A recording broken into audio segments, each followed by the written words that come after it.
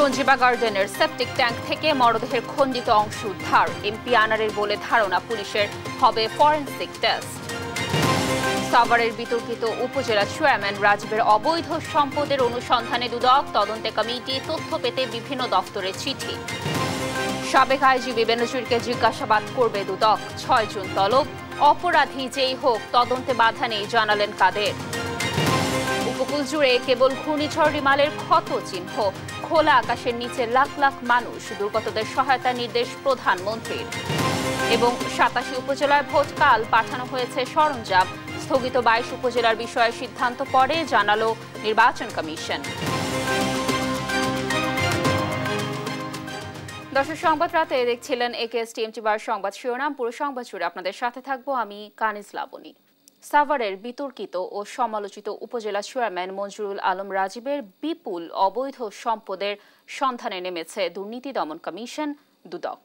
Bank, RAJUK, sub registry office, city corporation ও BRTA সহ সরকারি বিভিন্ন দফতরে তথ্য চেয়ে চিঠি দিয়েছে তারা। একই সাথে তার স্ত্রীর সম্পদেরও তথ্য চাওয়া হয়েছে।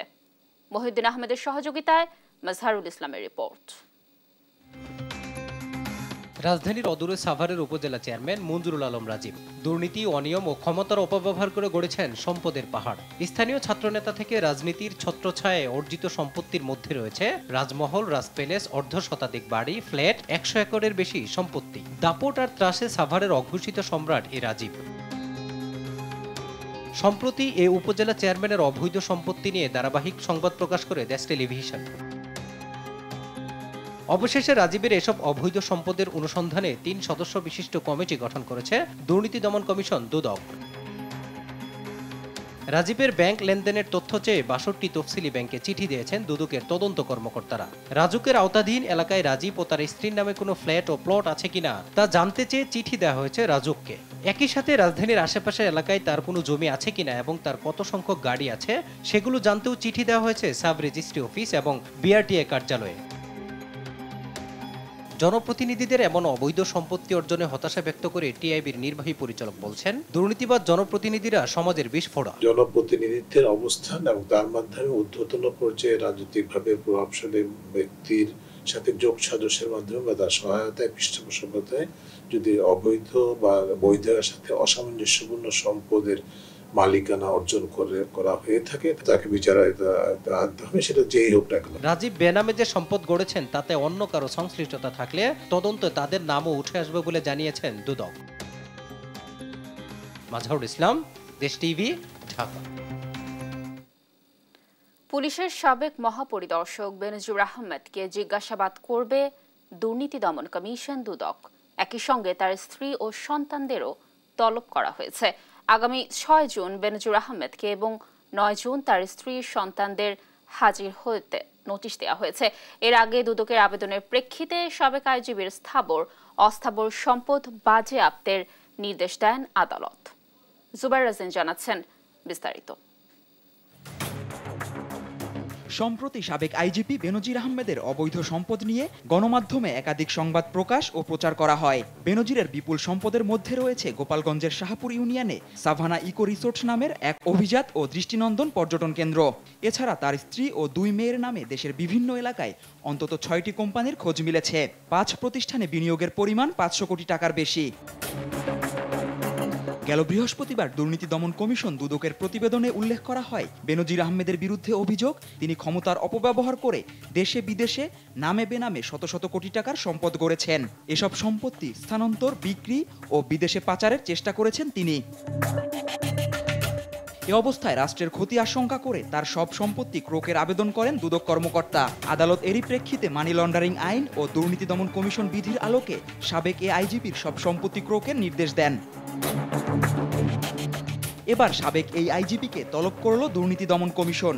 আগামী 6 জুন বেনজির আহমেদকে তলব করেছে দুর্নীতি বিরোধী এ সংস্থা।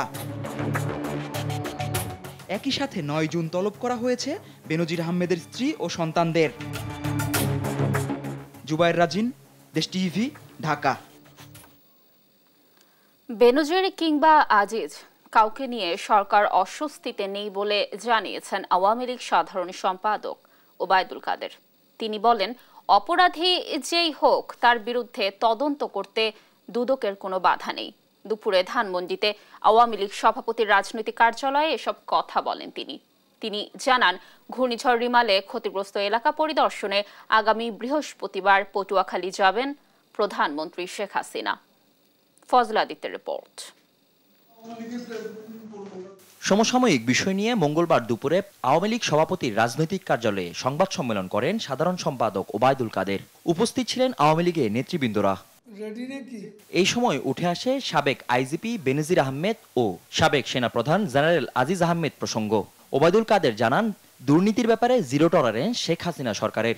তার বিরুদ্ধেও তদন্ত করতে দুদকের কোনো বাধা নেই। দুর্নীতি দমন কমিশন তদন্ত করতে পারে। অপরাধী হলে অপরাধের জন্য শাস্তি পেতেই তিনি যেই হন। এ সময় ওবায়দুল কাদের জানান, ঘূর্ণিঝড় রিমালে ক্ষতিগ্রস্ত উপকূলের মানুষদের দেখতে বৃহস্পতিবার পটুয়াখালী যাবেন প্রধানমন্ত্রী। এই সফরে আরো কয়েকটি জেলায় যাবার কথা রয়েছে সরকার প্রধানের। যেসব উপজেলা খুবই ক্ষতিগ্রস্ত, সম্ভাবনা আছে প্রথম পটুয়াখালী। প্রথম দিন ওই সাইড ক্লাইমেট চেঞ্জের কারণে এখন জলোচ্ছ্বাসের মাত্রাও বাড়ছে, ঝড়ের গতিও বাড়ছে, প্রচন্ডতাও বাড়ছে। এই কথা সত্য। ফজলে আদিত্য, দেশ টিভি, ঢাকা। ঘূর্ণিঝড় রিমালের তাণ্ডবে উপকূল জুড়ে কেবল ক্ষত চিহ্ন। উপড়ে পড়েছে গাছপালা, নষ্ট হয়েছে বিস্তীর্ণ ফসলি জমি। এখনো পানি বন্দী লাখ লাখ মানুষ। উপকূলের বেশিরভাগ এলাকায় বন্ধ বিদ্যুৎ সরবরাহ। ক্ষতিগ্রস্তদের প্রয়োজন জরুরি সহায়তা। সহকর্মীদের পাঠানো তথ্যচিত্র দেখুন টুম্পা আফরোজার রিপোর্ট। ঘূর্ণিঝড় রিমালের টানা 2 দিনের তাণ্ডবে ক্ষতচিহ্ন এখন স্পষ্ট। প্রাণহানি থেকে শুরু করে ঘরবাড়ি, ফসলি জমি, গাছপালা ও বৈদ্যুতিক ব্যবস্থার ব্যাপক ক্ষতি সাধন করেছে এটি। বরগুনায় ঘূর্ণিঝড় রিমালের তাণ্ডবে ভেঙে পড়েছে গাছপালা ও বৈদ্যুতিক খুঁটি। বিচ্ছিন্ন হয়েছে লাখো গ্রাহকের বিদ্যুৎ সংযোগ। গাছ ভেঙে পড়ে অনেক জায়গায় বন্ধ রয়েছে সড়ক যোগাযোগ। জোয়ারের পানিতে ডুবেছে বিস্তীর্ণ এলাকা।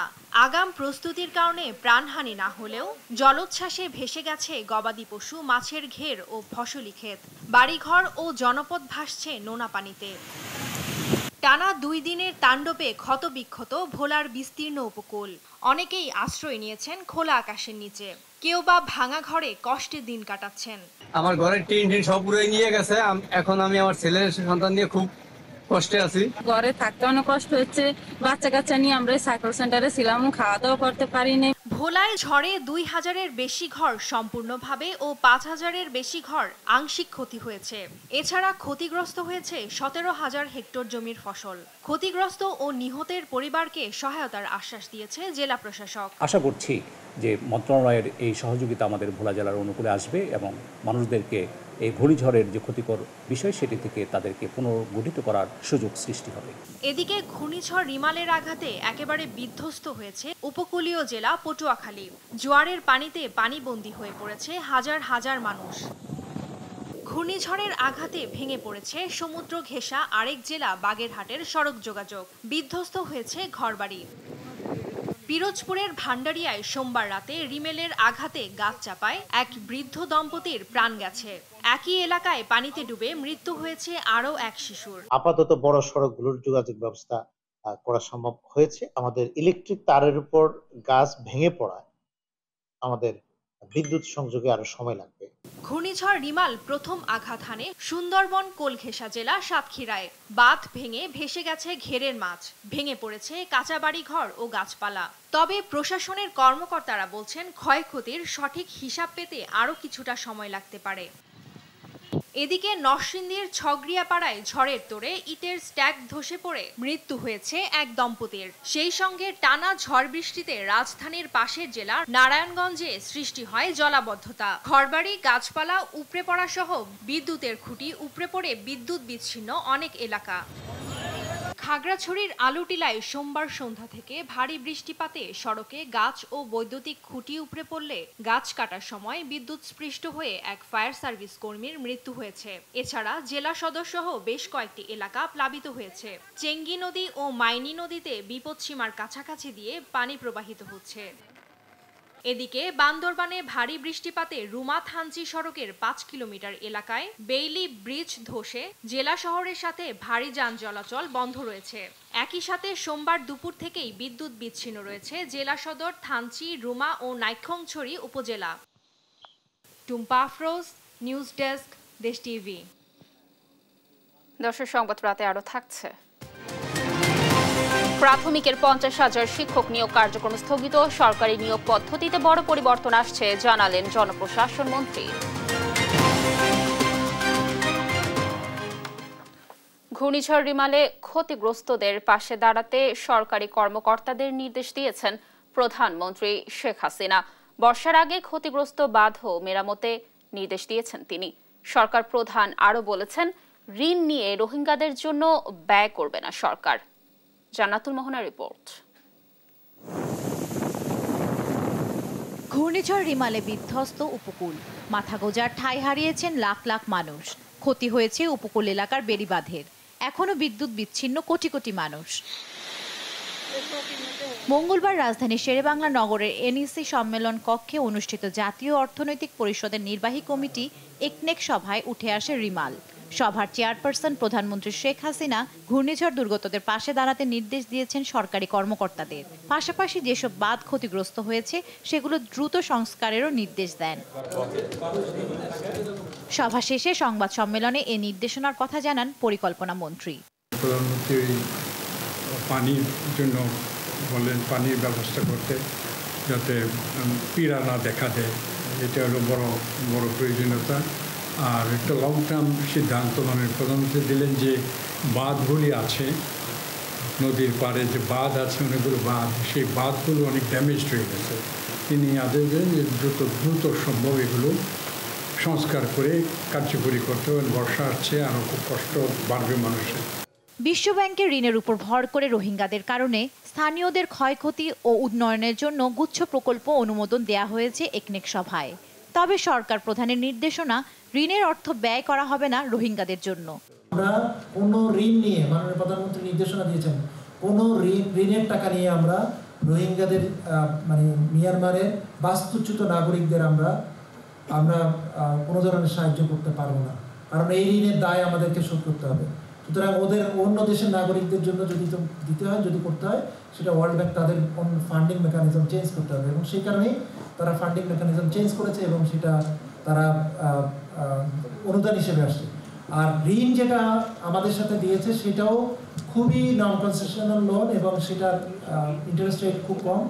একনেকে 14,337 কোটি 38 লাখ টাকা ব্যয়ে রোহিঙ্গা উন্নয়ন সহ 11 প্রকল্পের অনুমোদন দেয়া হয়। এর মধ্যে সরকারি তহবিল থেকে 6,541 কোটি 52 লাখ টাকা, বৈদেশিক ঋণ থেকে 7,879 কোটি 15 লাখ টাকা এবং সংস্থার নিজস্ব তহবিল থেকে 83 কোটি 29 লাখ টাকা ব্যয় করা হবে। জান্নাতুল মোহনা, দেশ টিভি, ঢাকা। দর্শক দেখছেন সংবাদ রাত। কলকাতার সঞ্জীবা গার্ডেনের সেপটিক ট্যাঙ্ক থেকে প্রায় 4 কেজি ওজনের মানুষের দেহাংশের মাংস উদ্ধার করা হয়েছে, যা ঝিনাইদহ 4 আসনের সংসদ সদস্য আনোয়ারুল আজিম আনারের বলে ধারণা করছে পুলিশ। তবে বিষয়টি নিশ্চিত হতে পরীক্ষার জন্য ফরেনসিক বিভাগে পাঠানো হয়েছে। সাবরিনা মজুমদারের রিপোর্ট। ঝিনাইদহ 4 আসনের সংসদ সদস্য আনোয়ারুল আজিম আনার হত্যার রহস্য উন্মোচনে ঢাকা মহানগর গোয়েন্দা দলের কলকাতা যাওয়ার 3য় দিনে জট খুলতে শুরু করেছে। নিউটাউন থানার সঞ্জীবা আবাসনের BU 56 ফ্ল্যাটের সেফটি ট্যাঙ্ক থেকে উদ্ধার হলো প্রায় 4 কেজি ওজনের দেহাংশের মাংস। পশ্চিমবঙ্গের CID পুলিশ এটি উদ্ধার করে। প্রত্যক্ষদর্শী এবং আবাসনের সুয়ারেজ সিস্টেমের কর্মী সিদ্ধেশ্বর মণ্ডল জানান, মাংসগুলি রাখা হয়েছে একটি কাচের জারে নুন মিশ্রিত পানিতে। মাংসের পিসগুলো অনেকটা পাকোড়ার পিসের মতো। যেনাকে খুন করা হয়েছে ছোট ছোট পিস করে প্যানের মধ্যে দিয়ে ফ্ল্যাশ করিয়ে দিয়েছে। ফ্ল্যাশ করে মানে সেই মাংসটা ফ্লাশ থেকে পাইপের মধ্যে দিয়ে মানে ম্যানুয়ালে সেফটি ট্যাঙ্কে গিয়ে জমা হয়। পিস ছিল যেরকম কিমা করে, মানে এরকম ছোট ছোট পিস আছে, মানে আপনার পকোড়া পিস। তবে এটি সংসদ সদস্য আনারের কিনা তা জানতে মাংসের অংশটিকে পাঠানো হয়েছে ফরেনসিক বিভাগে। এর আগে মঙ্গলবার ডিবি প্রধান হারুনুর রশিদ জানান, এমপি আনারের মরদেহের খণ্ডিত অংশ পেতে সঞ্জীবা গার্ডেনের পাশের হাতিশালা লেক এবং ভবনটির সুয়ারেজ লাইনে অনুসন্ধানের অনুরোধ জানিয়েছেন তারা। সুয়ারেজ লাইনটা যেটা, অর্থাৎ বাসার ভিতরে যে 3টা কমোড আছে, এটার ফ্লাশ করার পরে যে সুয়ারেজ লাইনটা, এই লাইনটাও ভাঙার জন্য আমরা ওনাদেরকে রিকোয়েস্ট করেছি, এবং হাতিশালা ব্রিজের পাশে যে ক্যানেলটা, এটাও সার্চ করতে ওনাদেরকে রিকোয়েস্ট করেছি আমরা, সেটাও করবে। আর ঢাকায় সচিবালয়ে স্বরাষ্ট্রমন্ত্রী জানান, আনারের নির্বাচনী আসন ঝিনাইদহ 4 শূন্য ঘোষণার বিষয়ে সংবিধান অনুযায়ী ব্যবস্থা নেবেন স্পিকার। এটা স্পিকার জানেন, এটা সিদ্ধান্ত তিনিই দিবেন, এখানে কনস্টিটিউশন অনুযায়ী তিনি সিদ্ধান্ত নেবেন। সাবিনা মজুমদার, দেশ টিভি, ঢাকা। রাত পোহালেই শুরু হবে তৃতীয় ধাপের 87টি উপজেলা নির্বাচনের ভোট গ্রহণ। সকাল 8টা থেকে ভোট গ্রহণ চলবে বিকেল 4টা পর্যন্ত। সোমবার ঘূর্ণিঝড় রিমালে ক্ষতিগ্রস্ত 22 উপজেলায় নির্বাচন স্থগিত করা হয়। এসব উপজেলায় নির্বাচনের তারিখ পরে জানানো হবে বলে জানিয়েছেন নির্বাচন কমিশনার মোহাম্মদ আলমগীর। সহকর্মীদের পাঠানো তথ্যচিত্রে শুভশ্রী রায়ের ডেস্ক রিপোর্ট। মঙ্গলবার সকাল থেকে শুরু হয় কেন্দ্রে কেন্দ্রে সরঞ্জাম পাঠানোর কার্যক্রম। জেলা রিটার্নিং অফিসার কার্যালয় থেকে নির্বাচনী সরঞ্জাম বুঝে নেন প্রিসাইডিং কর্মকর্তারা। সকালে রংপুরের 2টি উপজেলায় ভোট কেন্দ্রে পাঠানো হয় ব্যালট পেপার সহ নির্বাচনী সরঞ্জাম। অবাধ, সুষ্ঠু ও গ্রহণযোগ্য নির্বাচন করতে সব প্রস্তুতি নেওয়ার কথা জানান নির্বাচন সংশ্লিষ্টরা। ইতিমধ্যে আমাদের প্রস্তুতিমূলক কার্যক্রম আমরা সম্পন্ন করে ফেলেছি এবং কেন্দ্রে কেন্দ্রে মালামাল বন্টন হয়ে গেছে।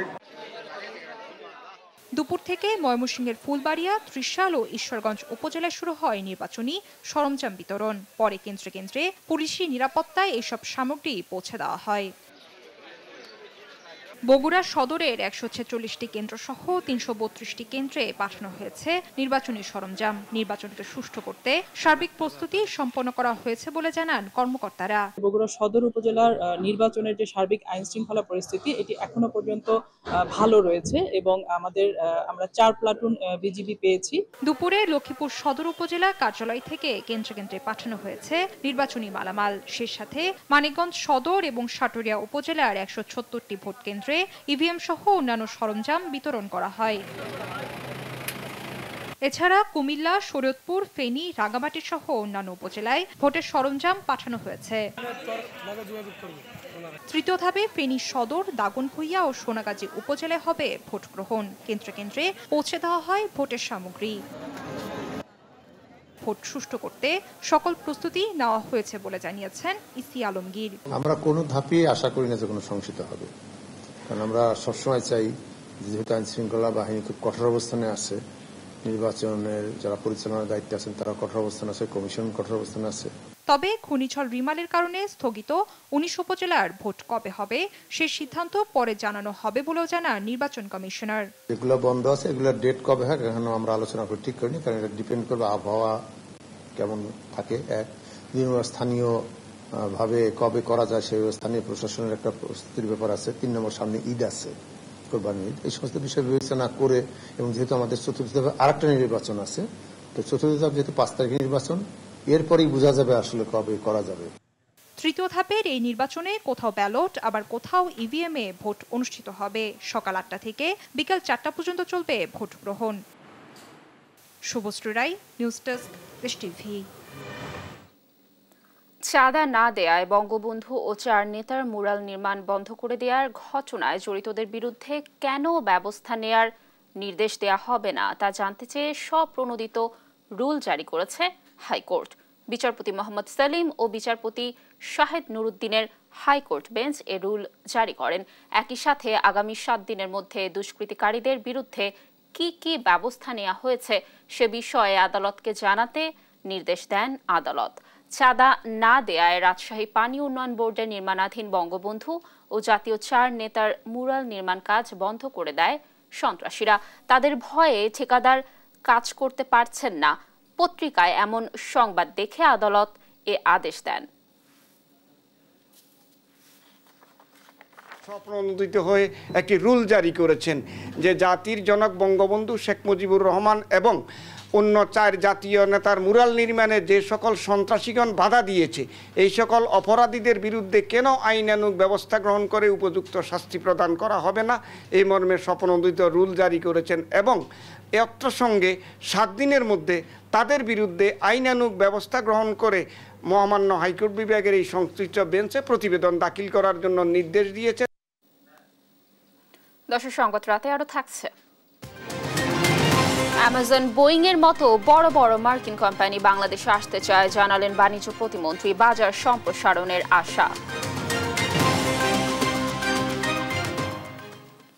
প্রশ্ন ফাঁসের অভিযোগে সরকারি প্রাথমিক বিদ্যালয়ের 50,000 সহকারী শিক্ষক নিয়োগ কার্যক্রম স্থগিত করেছেন হাইকোর্ট।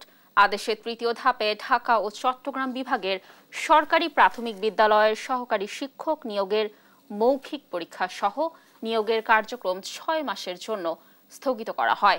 সেই সঙ্গে পরীক্ষার প্রশ্ন ফাঁসের ঘটনা তদন্ত করে 3 মাসের মধ্যে প্রতিবেদন দিতে নির্দেশ দিয়েছেন আদালত। প্রশ্ন ফাঁসের বিষয়ে বিবাদীর নিষ্ক্রিয়তাকে কেন বেআইনি ঘোষণা করা হবে না এবং নতুন করে পরীক্ষা গ্রহণের নির্দেশ দেওয়া হবে না তা জানতে চেয়ে রুল জারি করেন আদালত। প্রশ্নপত্র ফাঁসের ঘটনায় এটা তো একটা দুর্নীতি, দিবালোকের মতো পরিষ্কার। এইরকম ঘটনায় একটা তদন্ত কেউ করলো না। মহামান্য হাইকোর্টে আসছিলাম, এসে আমরা এই একটা ইনকোয়ারি চেয়েছি এবং এই যে ফ্রেশ একটা পরীক্ষা নেওয়ার জন্য বলছি এবং কেন না নেওয়াটা বা এই যে ফেয়ার একটা তাদের যে ফেয়ার একটা এক্সাম করতে না পারাটা কেন অবৈধ হবে না, আমরা রুল চেয়েছি। মাননীয় আদালত আমাদেরকে রুল দিয়েছেন, ভাইবা বসি যে ভাইবা পরীক্ষাটা স্টে করে দিয়েছেন 6 মাসের জন্য এবং একটা ইনকোয়ারি কমিটি করে 3 মাসের মধ্যে ইনকোয়ারি রিপোর্ট হাইকোর্ট বরাবরে জমা দিতে বলে। সরকারি কর্মচারী নিয়োগের পদ্ধতি পরিবর্তনে বড় সিদ্ধান্ত আসছে বলে জানিয়েছেন জনপ্রশাসন মন্ত্রী ফরহাদ হোসেন। মঙ্গলবার দুপুরে সচিবালয়ের গণমাধ্যম কেন্দ্রে বিএসআরএফ সংলাপে তিনি বলেন, মন্ত্রণালয়ের উচ্চ পর্যায়ের কমিটি সরকারি কর্ম কমিশনের মাধ্যমে 3য় ও 4র্থ শ্রেণীর কর্মচারী নিয়োগের ব্যাপারে সুপারিশ করেছে। বিষয়টি নিয়ে এখন অধিকতর পর্যালোচনা হচ্ছে। ঝুলে থাকা ডিসি ইউএনওদের জন্য 161টি গাড়ি কেনার বিষয়টির অগ্রগতি হয়েছে জানিয়ে মন্ত্রী বলেন, গাড়ির প্রকৃত মূল্য 35,38,000 টাকা আর কর বাবদ খরচ হবে 1,21,00,000 টাকা, যা সরকারের কাছেই থাকবে। প্রশ্নের জবাবে তিনি জানান, বর্তমানে 3,70,447টি সরকারি পদ শূন্য রয়েছে। এই গাড়িগুলোর মধ্যে প্রায় 161টা মতো অলরেডি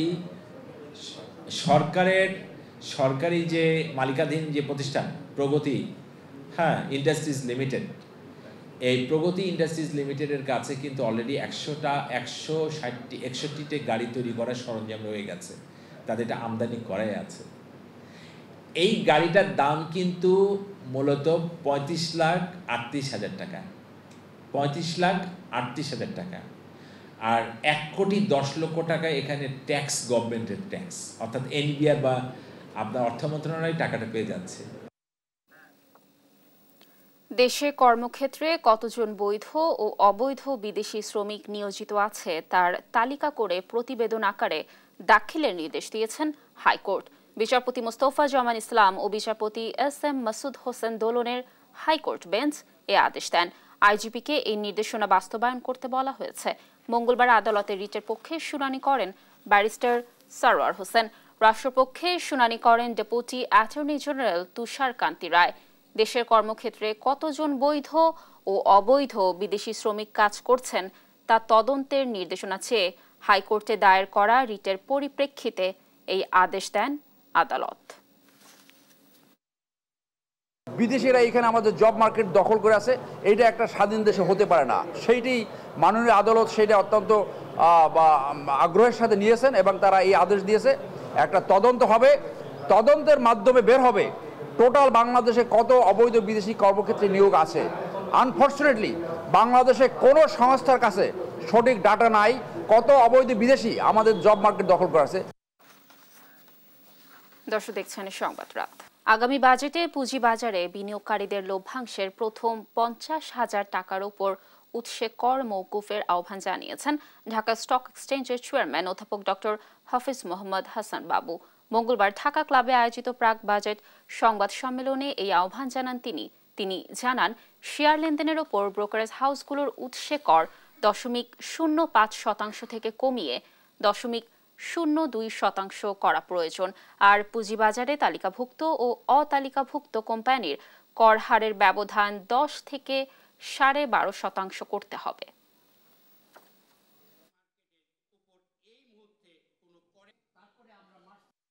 মার্কেটের উপর এই মুহূর্তে কোনো করের বোঝা চাপিয়ে এটাকে একটা বিব্রতকর অবস্থায় না নিয়ে যাওয়া উচিত বলে আমরা এটাকে নিয়ে বেশি মনে করছি। বর্তমান লিস্টেড কোম্পানির উপর কর আরোপিত হয়েছে, সেটা হলো বর্তমান রয়েছে হলো 20%, আমরা প্রস্তাব করছি এটা 17.5%। লভ্যাংশ আয়ের উপর আমাদের কর রয়েছে। আমরা জানি, আমরা যেটা চাচ্ছি যে এই লভ্যাংশ আয়ের প্রথম 50,000-এর উপর কর মওকুফ আমরা চাচ্ছি। বাংলাদেশের বাজারে অ্যামাজন, বোয়িং, কোক, শেভরন ও টেলকো সহ বড় বড় মার্কিন কোম্পানি ব্যবসা করতে চায় বলে জানিয়েছেন বাণিজ্য প্রতিমন্ত্রী আহসানুল ইসলাম টিটু। মঙ্গলবার যুক্তরাষ্ট্রের উচ্চ পর্যায়ের বাণিজ্য প্রতিনিধি দলের সঙ্গে বৈঠক শেষে সাংবাদিকদের এ তথ্য জানান তিনি। প্রতিমন্ত্রী জানান, 7 জানুয়ারি নির্বাচনের পর নতুন সরকারের সাথে যুক্তরাষ্ট্র ব্যবসায়িক সম্পর্ক কিভাবে আরো ভালো করতে পারে তা নিয়ে আলোচনা হয়েছে। নতুন সরকার স্থিতিশীল থাকবে এই আশা নিয়ে মার্কিন ব্যবসায়ীরা আরো বিনিয়োগে আগ্রহ দেখিয়েছে। মার্কিন কোম্পানিগুলো ইতিবাচক মনোভাব নিয়ে এসেছে জানিয়ে প্রতিমন্ত্রী বলেন, এর মাধ্যমে নতুন বাজার সম্প্রসারণ এবং নতুন কোম্পানি আসার পথ উন্মুক্ত হবে। অ্যামাজন, শেভরন, কোক, বোয়িং, এগুলো অনেক বড় কোম্পানি এবং তারা যদি বাংলাদেশের বিজনেস ভ্যালু অ্যাডিশনের সাথে যুক্ত হয়, দেশের সামনের দিকে এগিয়ে যাওয়াটাই আমার মনে হয় যে পথ, সেই পথটাই সহজ করবে। ইউএস বাংলা বিজনেস কাউন্সিল আমাদের যে market access, specially corporate connectivity, US chamber of কমার্সের সাথে যারা linked with having strong experience in US corporate, তাদের সাথে কানেক্টিভ করার জন্যই আমাদের এখানে তারা আসছে। আমরা পজিটিভ জিনিসগুলো আমরা প্রমোট করব এবং বিজনেসে there will be highs and lows, so তারা এটা হ্যান্ডেল করবে। দর্শক দেখছেন সংবাদ রাত। ওয়ালটনের পণ্য কিনে ননস্টপ মিলিয়নিয়ার হওয়ার কাতারে এবার যুক্ত হলেন রাজধানী ডেমরার বাসিন্দা হালিমা আক্তার দীপু। সোমবার রাজধানীর ডেমরায় MS টাওয়ারে ওয়ালটন প্লাজায় আয়োজিত এক অনুষ্ঠানে হালিমা আক্তারের হাতে 10 লাখ টাকার চেক তুলে দেন জনপ্রিয় চিত্রনায়ক ও ওয়ালটন হাইটেক ইন্ডাস্ট্রিজের senior executive director Amin Khan. সারা দেশে চলমান ডিজিটাল ক্যাম্পেইন সিজন 20 এর আওতায় কিস্তির সুবিধায় ওয়ালটন ফ্রিজ কিনে তিনি পেয়েছেন 10 লাখ টাকা, হয়েছেন ওয়ালটন ডিজিটাল ক্যাম্পেইনের 38তম মিলিয়নিয়ার। বিশ্ব মাসিক স্বাস্থ্য দিবস উপলক্ষে ফ্রিডম স্যানিটারি ন্যাপকিনের উদ্যোগে হয়ে গেল ভয়েস অফ ফ্রিডম নামক দেয়াল পত্রিকা প্রদর্শনী। অনুষ্ঠানে প্রধান অতিথি ছিলেন প্রফেসর ডক্টর মোহাম্মদ জাফর ইকবাল। মঙ্গলবার রাজধানীর এসিআই ভবনে দেশের 45টি স্কুল কলেজ থেকে আগত 450টি দেয়াল পত্রিকা ঘুরে দেখেন আমন্ত্রিত অতিথিরা। এবছর বিশ্ব মাসিক দিবসের প্রতিপাদ্য ছিল পিরিয়ড বান্ধব বিশ্ব গড়ে তোলা। এ সময় রং তুলিতে পিরিয়ড সম্পর্কে সমাজের নানা অভিব্যক্তি তুলে ধরেন শিক্ষার্থীরা। প্রদর্শনী শেষে বিজয়ীদের মাঝে পুরস্কার বিতরণ করা হয়। অনুষ্ঠানে এসিআই গ্রুপের business director Kamrul Hasan, business manager Khandaker Ishtiaq Ahmed ও মিডিয়া অ্যান্ড কমিউনিকেশনের GM নাহিদ নওয়াজ সহ ঊর্ধ্বতন কর্মকর্তারা উপস্থিত ছিলেন। দর্শক, সংবাদ রাতের শিরোনামগুলো জানিয়ে দিচ্ছি আরও একবার।